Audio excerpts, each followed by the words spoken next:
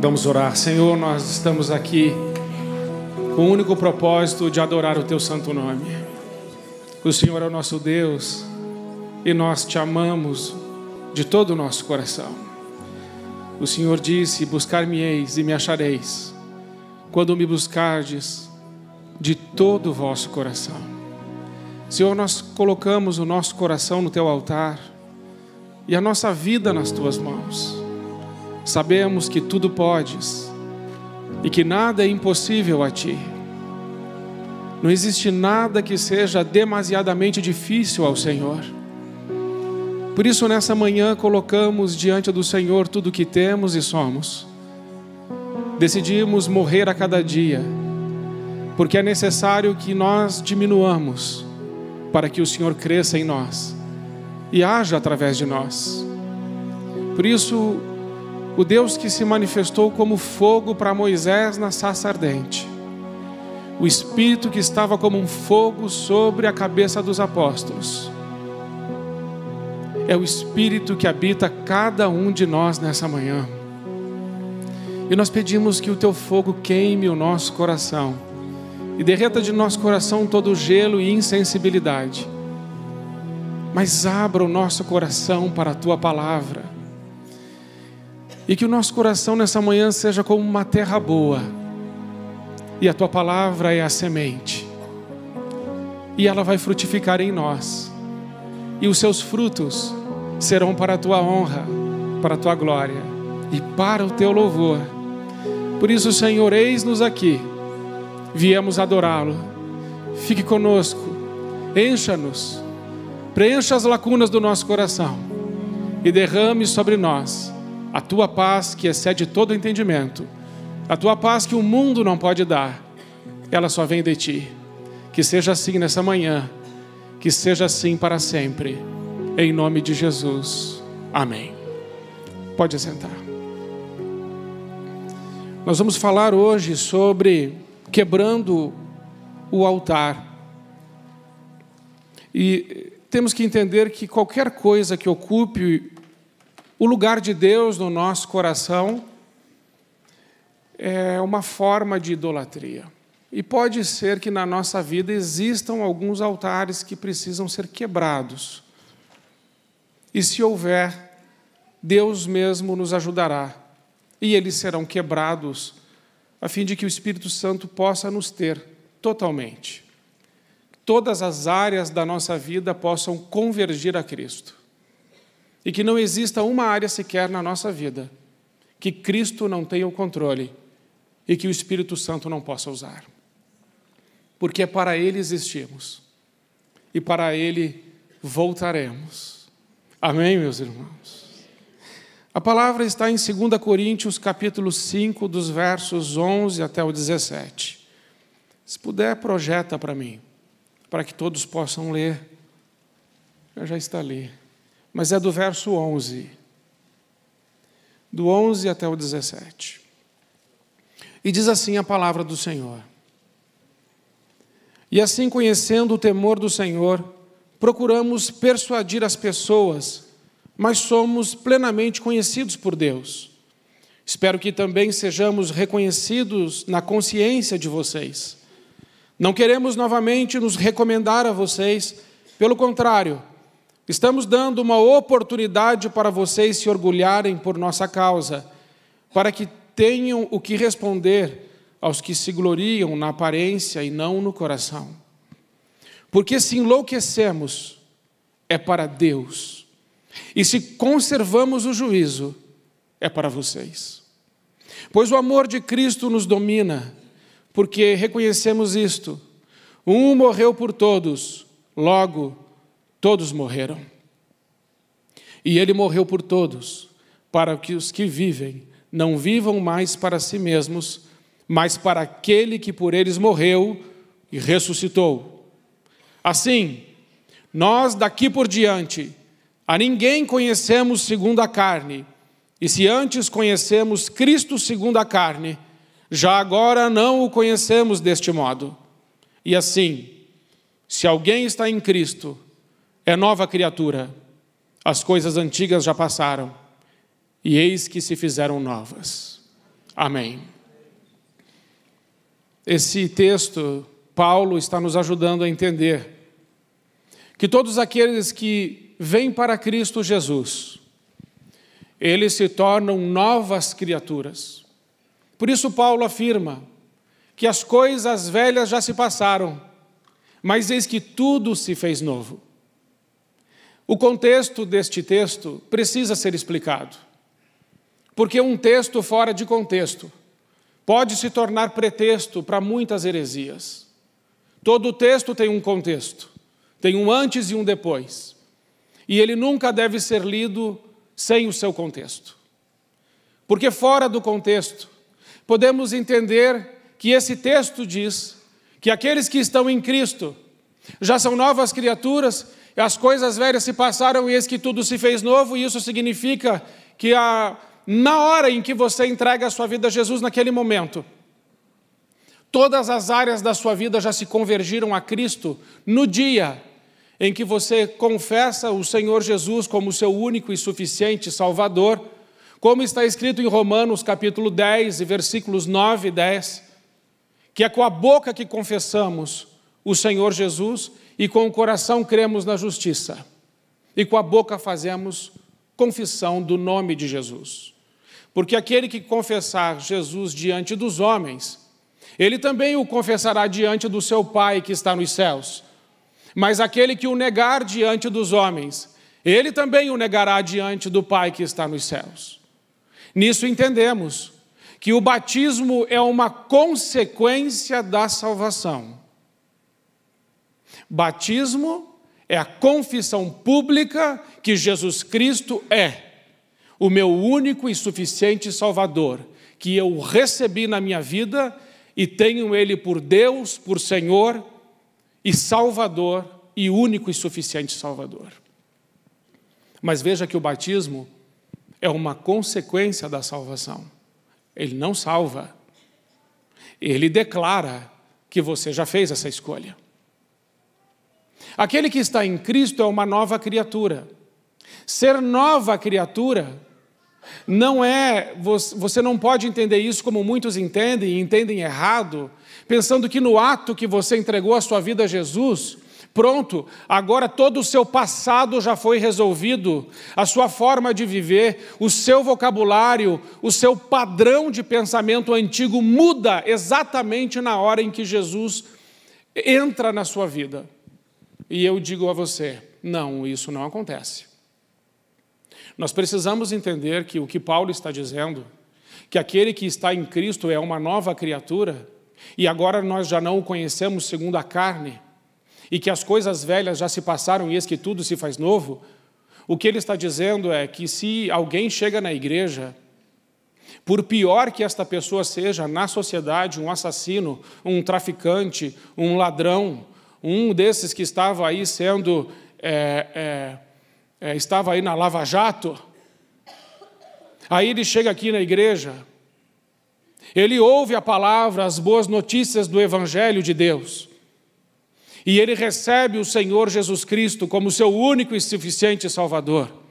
A partir desse momento que verdadeiramente esse homem se arrepende dos seus pecados e entrega a sua vida a Cristo, nós já não o conhecemos mais segundo a carne, e as coisas velhas acerca de sua vida já passaram. Porque agora este homem começa uma nova vida, ele nasceu de novo, não é isso que Jesus fala com Nicodemos?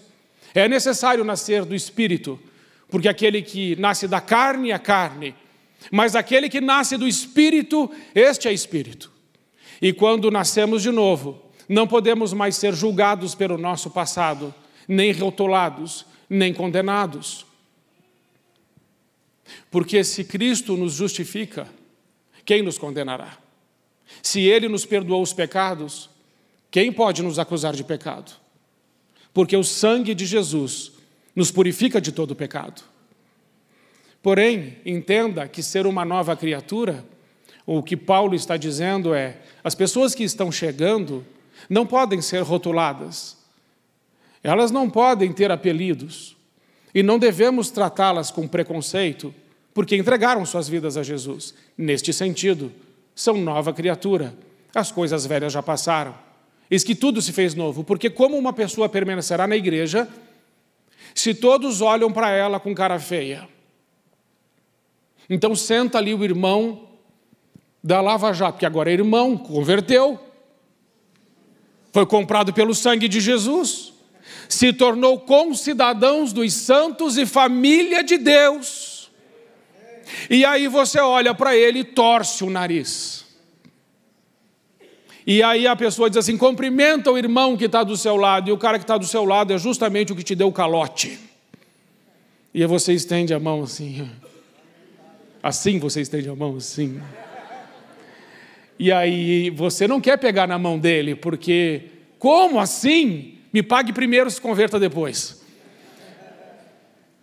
Então aquele que está em Cristo é uma nova criatura, neste sentido. Porque quando entendemos que somos uma nova criatura, a partir do momento que Jesus entra e também entendendo que a nossa alma se converteu, erramos. A salvação é um ato. A hora que você confessa Jesus Cristo como seu único e suficiente Salvador, se arrepende dos seus pecados, crê no Evangelho, você passou da morte para a vida, do inferno para o céu, do ódio para o amor, do desespero para a esperança, da dúvida para a fé, das trevas para a sua maravilhosa luz. Mas a sua alma, não. A sua alma precisa se converter. Há uma diferença entre salvação e conversão. Há pessoas que entregam a vida a Jesus, mas não se convertem, continuam com os mesmos padrões de pensamento, com os mesmos pensamentos, com o mesmo vocabulário. A alma não se converteu, a alma precisa se converter.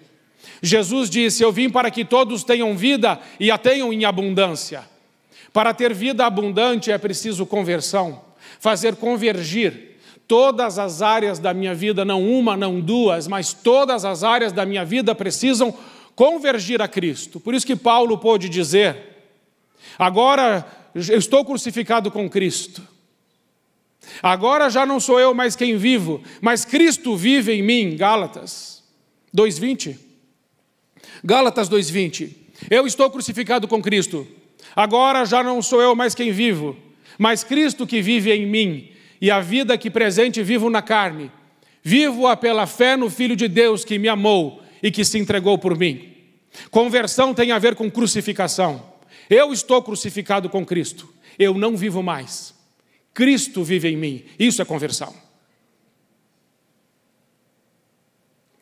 A conversão é um processo. A salvação é um ato. Eu sou salvo na hora que recebo Jesus Cristo como meu único e suficiente Salvador. Assim como aquele ladrão da cruz foi salvo. Aquele ladrão que estava do lado de Cristo e que o recebeu, ele foi batizado? Não, não foi. Ele passou por escola bíblica dominical? Ele frequentou alguma igreja? Porém, Jesus disse para ele o quê? Hoje mesmo você vai estar comigo no paraíso, porque você creu em mim. Rituais não salvam, liturgia não salva. Quem salva é Jesus Cristo e o que salva é o sangue derramado em nosso favor. Então salvação é uma coisa, conversão é outra. É necessário fazermos convergir toda a nossa vida a Cristo. Mas encontramos barreiras para essa conversão. Porque se somos uma nova criatura, então o que a Bíblia diz que somos? E há uma confusão na mente de muita gente sobre quem é. A nossa identidade precisa estar muito clara para nós. Quem eu sou em Cristo? Há muitas pessoas que eu atendo, eu pergunto, quem é você? Quem é você em Cristo? Você sabe o seu nome que seus pais te deram? Isso não é você. Esse é o nome que você recebeu. Você sabe o seu RG e o seu CPF, talvez até de cor. Você conhece o seu CEP e o seu endereço de cor. Mas isso não diz respeito a você no mundo espiritual, isso diz respeito a você aqui. Mas eu não quero saber de você aqui. Eu não quero saber quem você é aqui ou o que o mundo diz que você é. Eu quero saber quem você é em Cristo. Você sabe quem você é em Cristo? Muitas pessoas pensam assim: pastor, eu sou um fracasso, porque tudo na minha vida deu errado, então eu sou um fracasso, eu fui derrotado.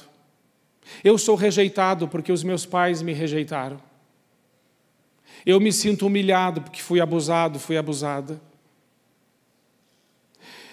Eu não sou ninguém. E a pessoa constrói um conceito dela em cima do que as circunstâncias fizeram dela. Deixa eu te dizer uma coisa. Você não é o resultado das circunstâncias. Sejam elas boas, sejam elas ruins. Porque o oposto é verdadeiro. Algumas pessoas pensam que são melhores que outras porque ganham mais dinheiro, porque têm títulos, têm posses e têm status. Mas eu lhes digo, meus irmãos, também não são. Nós não somos o resultado das circunstâncias, sejam elas favoráveis ou desfavoráveis. Nós não somos isso. Nós não somos também o que pensamos que somos. Nós não somos o que temos. Ah, eu sou o dono de tantas coisas. Não, isso é o que você tem, isso não é o que você é.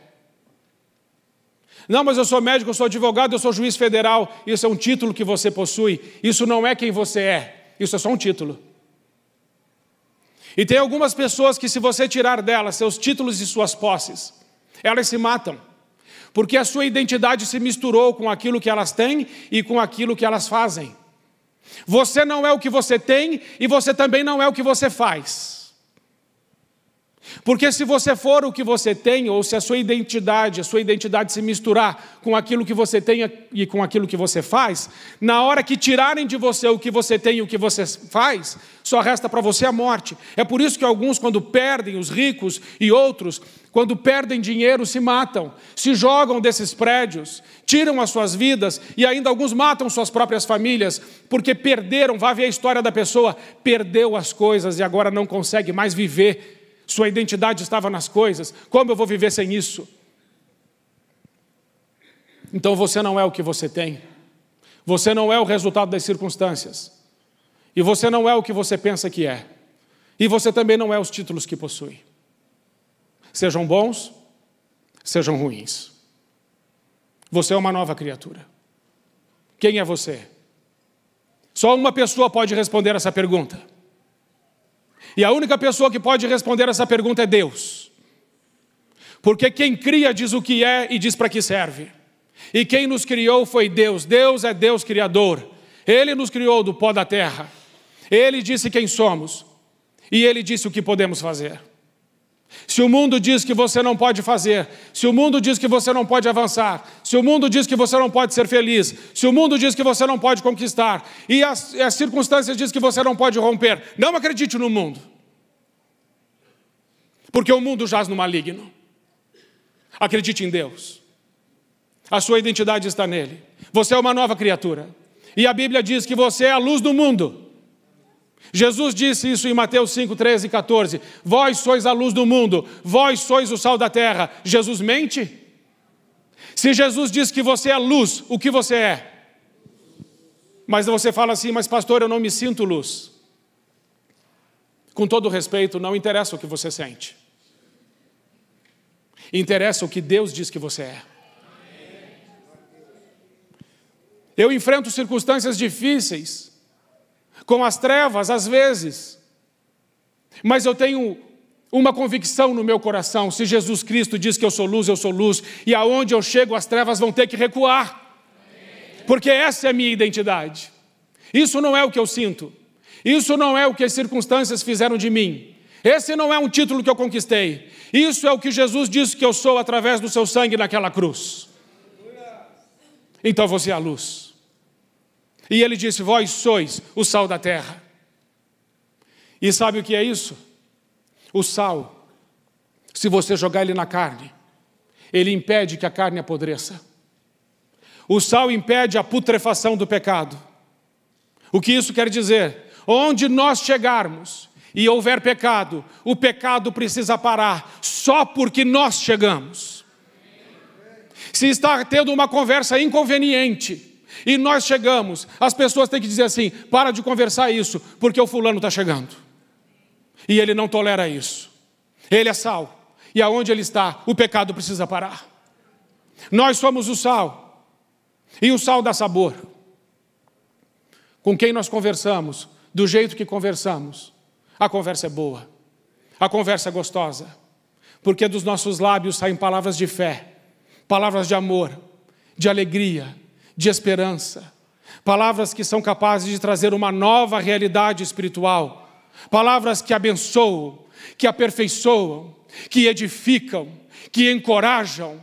Palavras que são inspiradas pelo Espírito Santo de Deus. Essas são as palavras que são encontradas nos nossos lábios. Por isso, elas têm sabor, porque elas vêm do céu. Você é sal. Mas o sal não faz só isso. O sal dá sede. E onde você chega, as pessoas precisam começar a ter sede de Jesus. A ter sede de Deus. E dizer, eu quero esse Deus que essa pessoa tem na minha vida. A sua vida precisa provocar sede. O mundo está sedento. E eles precisam ver em você a face de Jesus. Mas Jesus não disse só isso. A Bíblia diz que nós somos instrumentos da justiça de Deus. E aonde há injustiça e nós chegamos, a injustiça precisa parar. Só porque nós chegamos. Porque nós não toleramos a injustiça. Nós não toleramos acepções de pessoas. Nós somos os carnais da justiça de Cristo. Onde chegamos que tem injustiça, agora ela vai parar. Não toleramos isso na nossa vida, na nossa casa, na nossa família, no nosso trabalho, em lugar nenhum. Porque somos um povo que não vive por sentimentos. Somos um povo que vive por princípios e valores eternos que não mudam. O que a gente sente muda. O que a gente crê não muda. Não acredite no seu coração. Jeremias 17:11. Perverso é o nosso coração, corrupto, enganoso, mais do que todas as coisas. Quem o conhecerá? Não confie no seu coração. Provérbios 4:23. De tudo que se deve guardar, guarde o teu coração, pois nele estão as saídas da vida, as fontes da vida. Guarde o seu coração, mas não confie nele. Maldito é o homem que confia no homem, mas bendito é o homem que confia em Deus, porque Deus é fiel. E ainda que o homem seja infiel, ele permanece fiel. Amém? Mas Deus disse mais. Ele disse acerca de você, que você é templo do Espírito Santo de Deus. Deus não habita mais em templo como esse construído por mãos humanas. Esse templo vai ficar. Quando Jesus voltar, esse templo fica, essa casa fica. Mas você se encontrará com Cristo nos ares. E nosso corpo será transformado num corpo glorioso, semelhante ao corpo de Cristo. É isso que nos aguarda. O Espírito Santo habita dentro de você e por causa disso você tem a mente de Cristo. E porque o Espírito Santo habita dentro de você, você é uma nova criatura através do sangue de Jesus. E é isso que significa ser uma nova criatura. E agora você é templo do Espírito Santo e o Espírito Santo te dá sabedoria. Ele te dá inteligência. Ele te dá entendimento, revelação, palavra de conhecimento. Ele te ilumina, Ele te inspira, Ele te convence do pecado, Ele te guia em toda a verdade. O Espírito Santo te capacita com dons espirituais, a fim de que você promova a honra, a glória e o louvor do nosso Senhor Jesus. Você não é o que o mundo diz. Você não é o resultado do que fizeram com você na sua casa. Você não é o resultado dos seus fracassos ou vitórias. Você é exatamente aquilo que Jesus e que a Bíblia diz que você é. Não deixe que ninguém roube isso de você. A Bíblia diz que você é amigo de Deus. Você é amigo. E a Bíblia diz que a intimidade do Senhor é para os seus amigos, é para aqueles que os temem. E os tesouros da sabedoria e do conhecimento estão ocultos em Cristo Jesus. Você pode tê-los.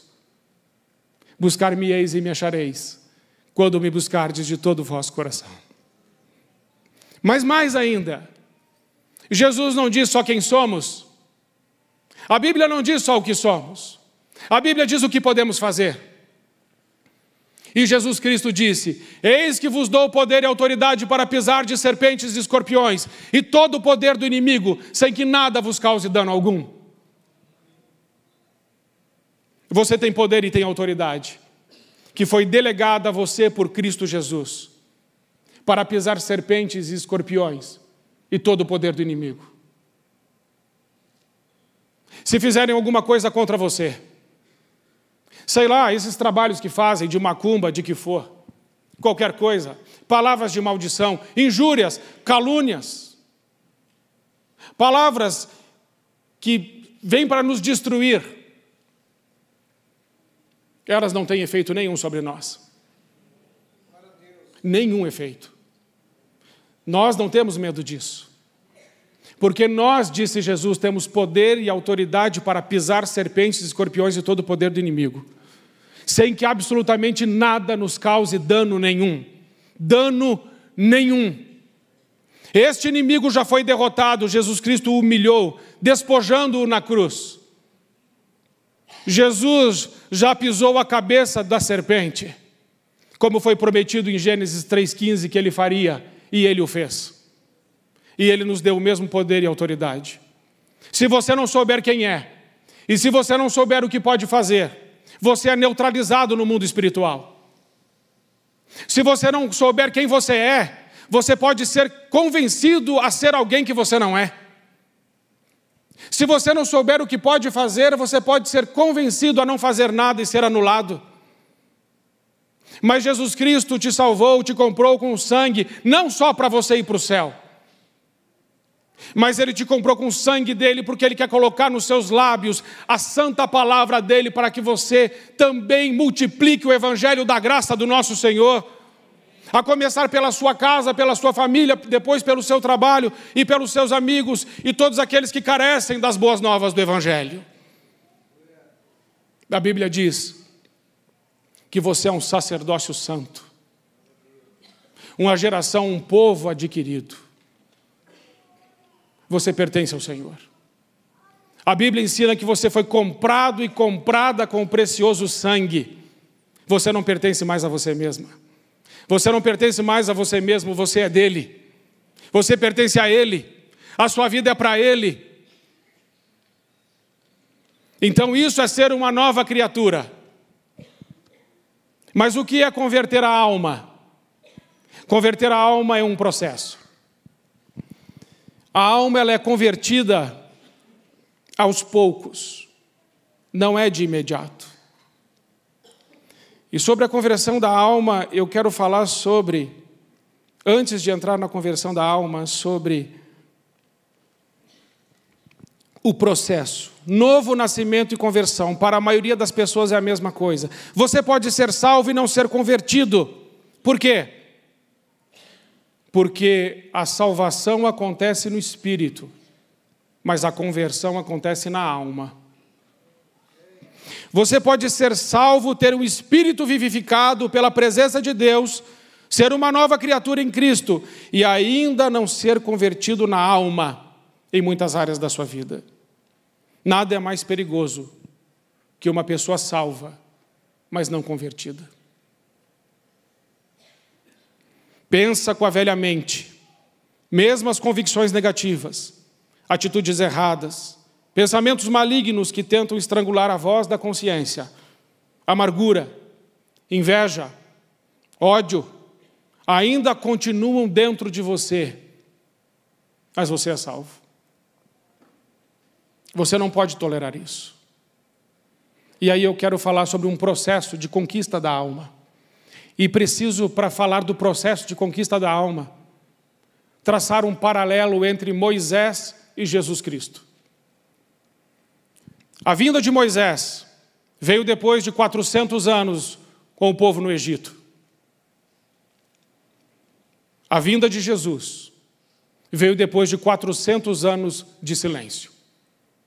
Por 400 anos Deus ficou em silêncio no Antigo Testamento e enviou Moisés. No Novo Testamento, depois de Malaquias, há um silêncio de Deus de 400 anos também. E aí ele envia Jesus. Quando Moisés nasce, os meninos são mortos. Eles são jogados no rio para os crocodilos, a matança das crianças. Quando Jesus nasce, Herodes também manda, por causa da profecia dos magos, que se mate todos os meninos até 2 anos. Moisés é um libertador. Jesus Cristo é um libertador. Moisés tira o povo do Egito e leva para Canaã. Jesus tira o povo do inferno e o leva para o céu. Moisés tem uma libertação geográfica. Jesus, uma libertação espiritual. Ambos deixaram alta posição. Moisés era príncipe no Egito. Jesus é o príncipe de Deus, é o filho de Deus, é Deus. E assim como Moisés abriu mão de tudo, de todos os seus títulos e de todas as suas posses, a Bíblia diz em Filipenses 2 que Jesus Cristo se esvaziou de si mesmo, se humilhou, tomou a forma de servo e foi obediente até a morte e morte de cruz. Ambos, Moisés e Jesus, deixaram alta posição. Ambos jejuaram 40 dias. Ambos conduziram pessoas da servidão à liberdade. Ambos mediaram alianças. Moisés, a aliança imperfeita da lei. E Jesus Cristo, a aliança perfeita da graça. Moisés subiu no monte. E morre no Monte Pisga Moisés, porque Deus tinha dito, você não vai entrar na terra prometida, Moisés. Josué entrará no seu lugar. Então Moisés sobe o Monte Pisga, morre, e de lá desce Josué e entra na terra prometida, atravessando o Jordão. Jesus Cristo morre, e ele não entra na terra prometida, por assim dizer, mas ele sobe, e Jesus Cristo está à direita do Pai. Mas ele disse, não vos deixarei órfãos, eu enviarei o Consolador. Lembram? O Espírito Santo. E ele entrará dentro de vocês. Assim como Moisés tipifica o próprio Jesus Cristo, Josué tipifica o Espírito Santo. Assim como é Josué que entra na terra prometida, para destruir os reis e fortalezas que estavam naquela terra e conquistar a terra prometida, assim o Espírito Santo entra dentro de nós depois da morte e ressurreição de Cristo, para que através da ação do Espírito Santo, ele vá conquistando esta terra. Meus irmãos, nós somos pó, somos terra, e o Espírito Santo entrou nesta terra. Só que esta terra tinha muitos altares. Esta terra também tinha muita fortaleza, como tinha nos dias de Josué, que Josué teve que conquistar a terra. O Espírito Santo precisa te conquistar inteiro e inteira para Deus. Por isso o Espírito Santo ele vai te convencendo do pecado. O Espírito Santo vai te guiando em toda a verdade. O Espírito Santo vai te capacitando com dons para você vencer. O Espírito Santo vai dando a você sabedoria, entendimento, discernimento, revelação, palavra de conhecimento. O Espírito Santo ele vai convencendo você e levando você a um lugar melhor, aonde Deus vai tendo mais espaço. Você é uma terra. O quanto dessa terra está nas mãos de Deus? O quanto dessa terra o Espírito Santo tem? Que reis existem dentro de você? E que fortalezas estão aí que o Espírito Santo ainda precisa derrubar e destruir? Para chegarmos ao ponto do apóstolo Paulo, quando diz em Filipenses 1:21, para mim o viver é Cristo, mas o morrer é lucro. Que homem, que envergadura espiritual.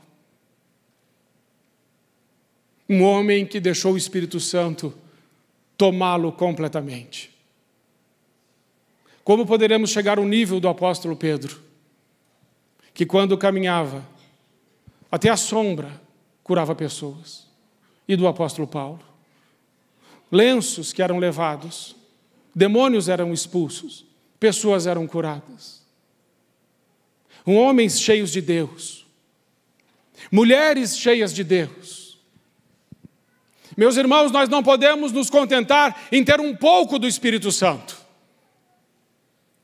Nós não podemos nos contentar em ter um pouco de Jesus.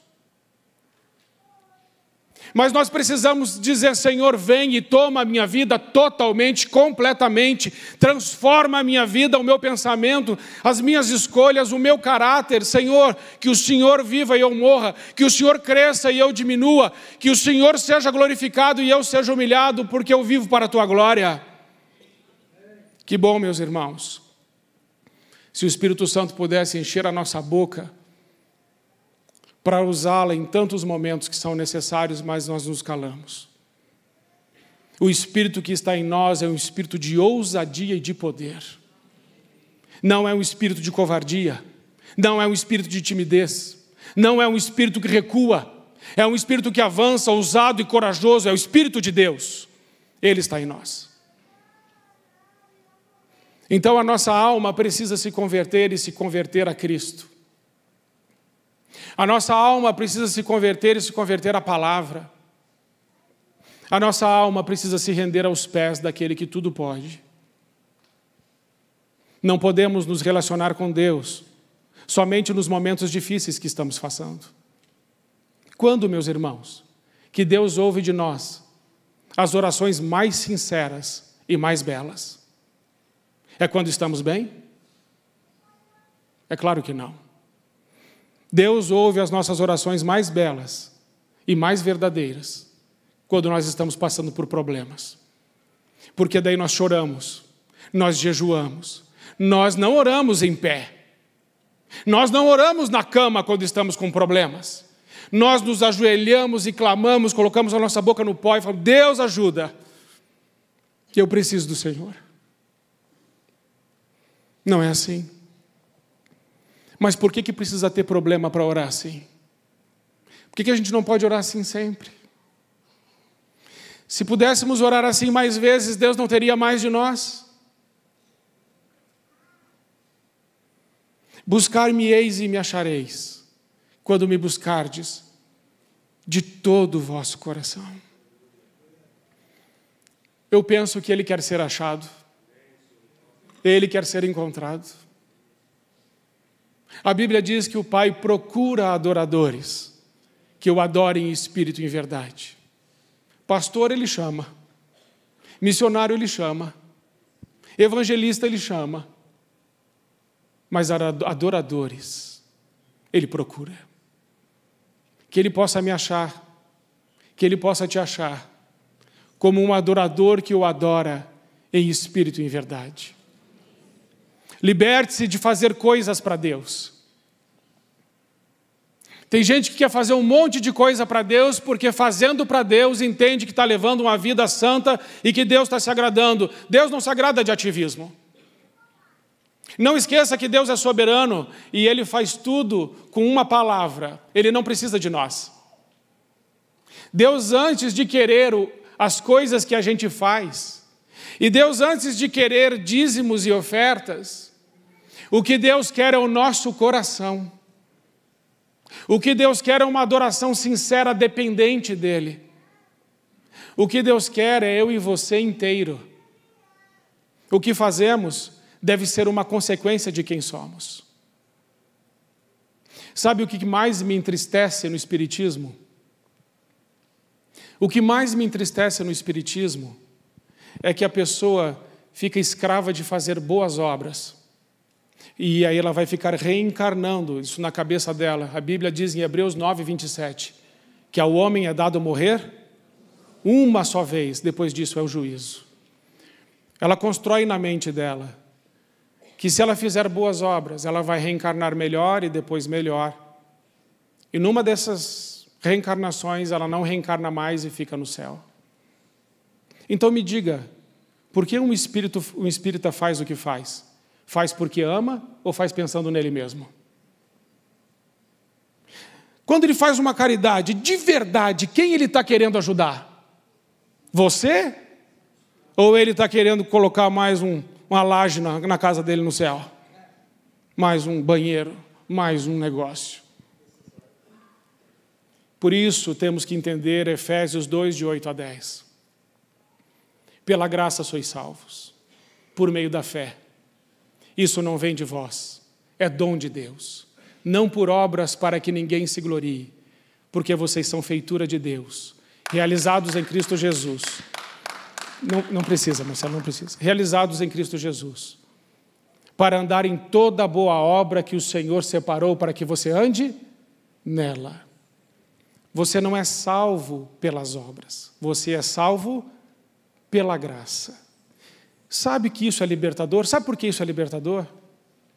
Porque eu não faço para ser. Eu não tenho para ser. Eu sou, e tudo o que eu faço e tenho é uma consequência do que eu sou. Mas se você tirar de mim tudo o que eu tenho e tudo o que eu faço, eu continuo sendo filho de Deus. E isso é libertador. O céu já é meu, Jesus Cristo comprou. Céu é mérito de Deus, céu não é mérito de homem. Então nós precisamos fazer, porque Ele já nos tem, e não fazer para tê-lo, mas porque Ele já nos tem. E nós podemos ter muitas coisas, desde que todas elas glorifiquem, honrem e exaltem o nome de Jesus Cristo.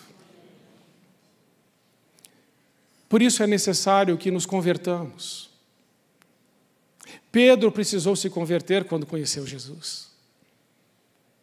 Foi um processo. E agora eu peço que Deus mostre para você nessa manhã quais são as áreas da sua vida que ainda não se converteram a Cristo Jesus. Porque, meus irmãos, quando morrermos, não é diante de homens que estaremos. Quando morrermos, estaremos diante do tribunal de Cristo. Quando morrermos, compareceremos diante de Jesus. É a Ele que devemos prestar contas. E somente a Ele. E eu gostaria que nessa manhã você prestasse conta da sua vida àquele que te criou, que te comprou com o seu sangue, aquele que te ama, aquele que disse: eu nunca te deixarei, eu jamais te abandonarei, mas eis que estarei convosco todos os dias até o final. Hoje eu quero que você preste contas àquele que é o teu refúgio, o teu escudo, o teu socorro, a tua torre forte, o teu libertador, o teu amigo, o teu pastor, o teu pai, Rei de reis, Senhor dos senhores, o dominador, o sustentador, o criador, o governador de todas as coisas, aquele que é o alfa e o ômega, Rei de reis e Senhor dos senhores, o guarda de Israel, o ancião de dias, o Pai das luzes, o eterno e o soberano, o nosso Deus. Ele está aqui. Você é filho e você é filha. Não esqueça quem Ele é e não esqueça quem você é. Você é filho e filha. Você é salvo, você é luz. Você tem identidade e tem autoridade. Mas existem áreas da sua vida que precisam ir para as mãos de Jesus. Baixe sua cabeça. Senhor Jesus, nós viemos aqui nesta manhã te adorar em espírito e em verdade. E para fazer isso, nós precisamos colocar diante do Senhor quem nós somos e toda a verdade. Senhor, não queremos usar máscaras, não queremos ser hipócritas, não queremos ser como os fariseus, que eram como caixões caiados, lindos por fora, mas podres por dentro. Nós queremos ter a face de Jesus. Nós queremos que as tuas palavras sejam encontradas nos nossos lábios. Nós queremos que as nossas mãos possam abençoar pessoas e erguer os fracos. Nós queremos que as nossas mãos sejam mãos santas que se levantam aos céus para adorar um Deus santo. Nós não queremos ser religiosos. Sabemos que a religião não salva ninguém. A salvação é feita através de Jesus Cristo, nosso Senhor. Liberte-nos da religião. Liberte-nos das liturgias e dos rituais. Liberte-nos dos dogmas humanos. Liberte-nos de nós mesmos e dos nossos cativeiros, dos nossos pecados e paixões. Liberte-nos da nossa mente mundana. Liberte-nos da nossa ira, da nossa inveja, das mentiras do nosso ego. Liberte-nos dos nossos vícios e dos nossos pecados, Senhor. Queremos que a nossa alma se converta e se converta totalmente a Ti. Por isso, nessa manhã, nós queremos orar sobre essas áreas e colocar diante de Ti a nossa vida e dizer ao Senhor que não abrimos mão da nossa identidade nem da nossa autoridade, mas que queremos ser encontrados com mãos limpas e um coração puro na Tua presença. Por isso, nessa manhã, decidimos confessar os nossos pecados, nos arrepender e mudar de atitude em relação a tantas coisas que o Senhor já tem nos pedido. Se você quer fazer isso, deixe o seu lugar, venha até aqui à frente, vamos orar. Coloque a sua alma diante do Senhor. Eu vou pedir que toda a igreja fique em pé para facilitar os irmãos virem. O que na minha alma precisa da graça de Deus e da mão de Deus? Você sabe. E Deus sabe. Então venha. Venha e faça uma oração ao Senhor. Venha e coloque diante dEle tudo o que você é. Coloque diante dEle os seus pecados, as suas dores, as suas feridas. Coloque diante do Senhor as suas perdas, suas mágoas. Fale com o Senhor. Peça perdão. Meus irmãos, se a gente vier num culto de adoração a Deus e não colocar diante da cruz e diante dele os nossos pecados, voltaremos sujos para nossa casa.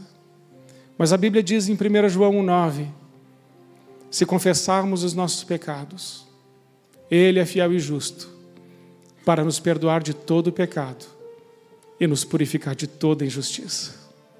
Venha, traga aquilo que é pecado na sua vida e diz: Senhor, me limpa. Ah, Senhor, me lava. Senhor, purifica a minha mente, purifica o meu coração. Pode vir. Eu sei que Deus falou com mais gente. E ainda quero pedir a você que sofreu uma injustiça. A Bíblia diz que se confessarmos os nossos pecados, Deus é fiel e justo para nos perdoar os pecados, mas nos purificar da injustiça. Se você sofreu uma injustiça, você não precisa confessá-la. Você precisa ser purificado pelo sangue de Jesus. Você sofreu uma injustiça? Deixa o seu lugar e venha até aqui. Em nome de Jesus. Vamos orar. Porque da injustiça precisamos ser purificados. O Senhor quer te purificar. Deixa Ele te purificar. Tem muita coisa que a gente engoliu, mas que ainda está dentro da gente e que só o sangue de Jesus pode tirar. Porque nessa manhã Deus quer tirar daqui você leve, em paz, reconciliado com Deus, cheio de alegria no seu coração, com a alma totalmente convertida a Ele.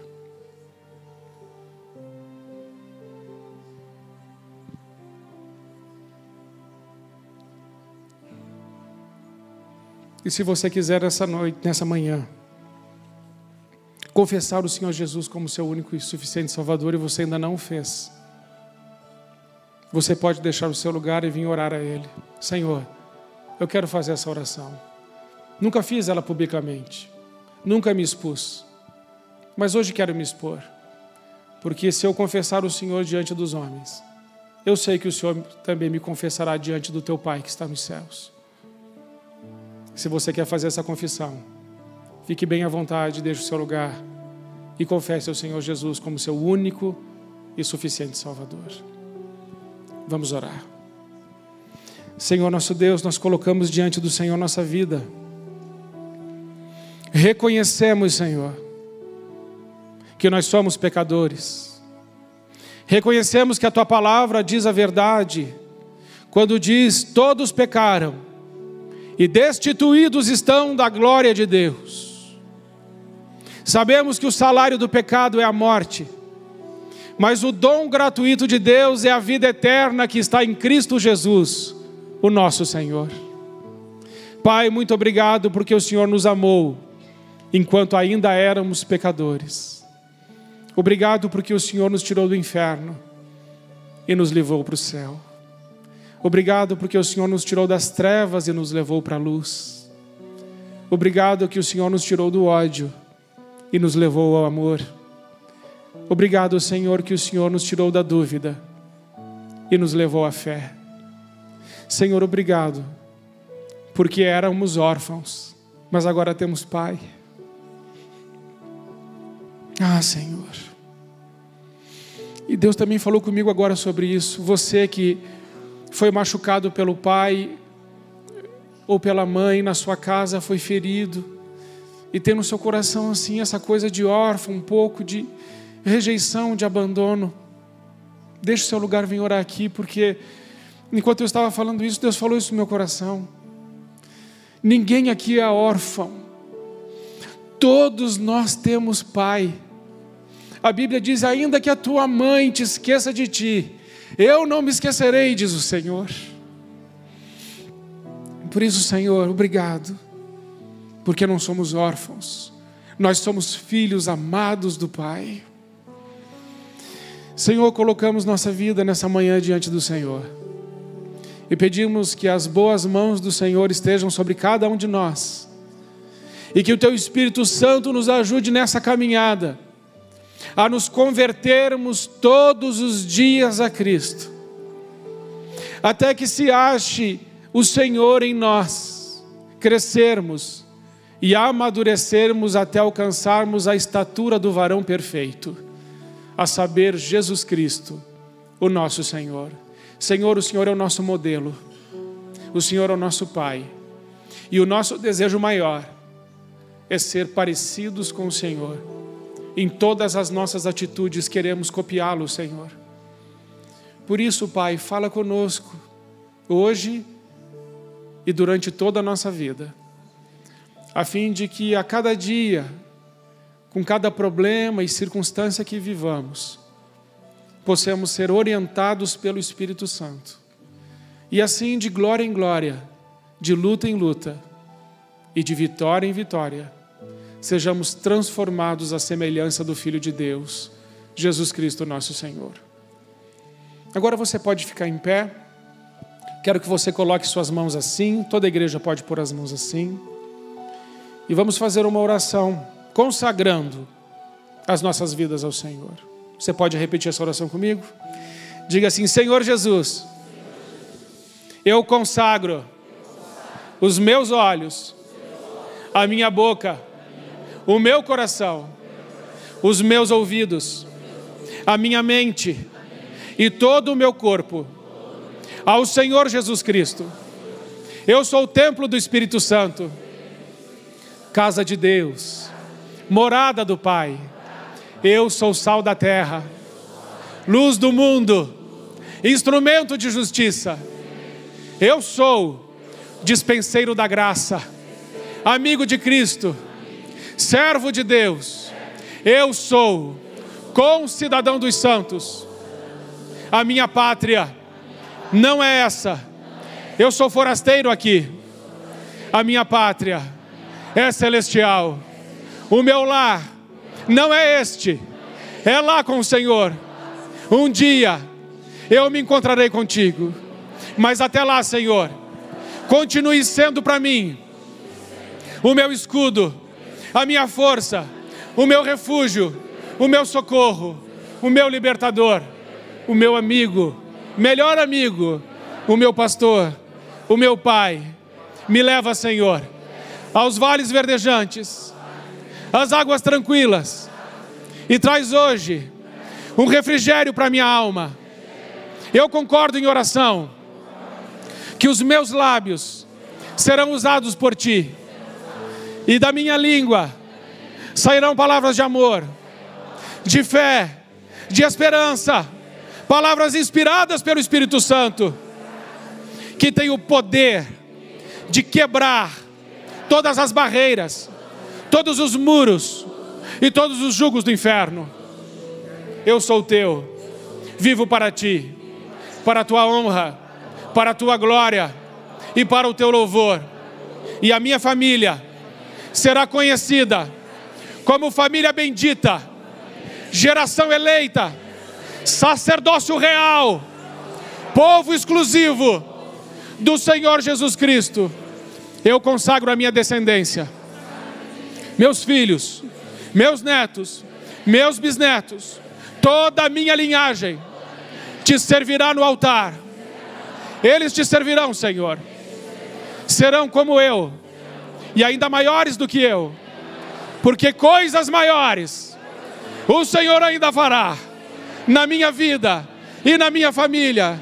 Recebe nessa manhã toda a honra, toda a glória e todo o louvor, em nome de Jesus. Amém. Amém. Amém.